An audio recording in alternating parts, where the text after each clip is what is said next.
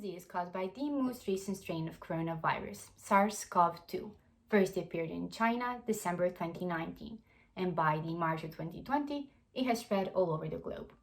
And now that it has been a year since it has been declared pandemic, we can say that we know a bit more about it. Everything and everyone has been affected by it in some way. Health-wise, various symptoms have been associated with it, neurologic included, and that is what my colleagues and I decided to focus on. Our aim was to examine frequency of neurologic symptoms in patients positive for COVID-19 and to create statistics for Bosnia and Herzegovina. The method that we used to collect data was online questionnaire. Prior to answering questions, examinees had been well informed about the project and had been given a chance to ask questions. Informed consent has been obtained and juveniles have been excluded. This project has been approved by the bioethical committee of our faculty. Initially, we thought that collecting data online is going to be easier, but to our surprise, that was not the case.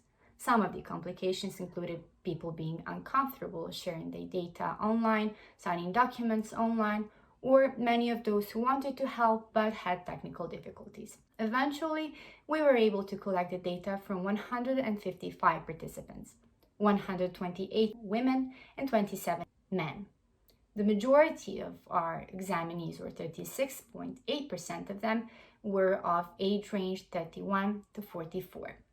The most common first symptoms were fever, body aches, headache, generalized weakness, cough, loss of taste in 11.6%, loss of smell in 22.6%, and loss of both in 59.4%.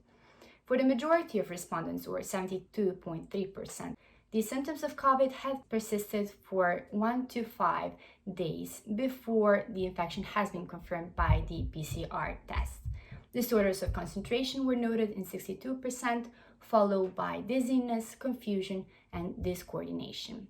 Prior to COVID-19 infection, 77.4% of the examinees had none of the following symptoms: numbness, weakness, or pain in lower or upper extremities.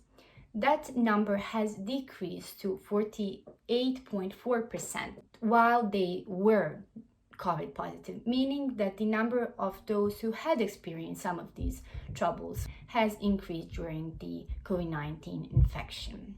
This statistic has confirmed increased frequency in neurologic symptoms in patients positive for COVID-19 for Bosnia and Herzegovina.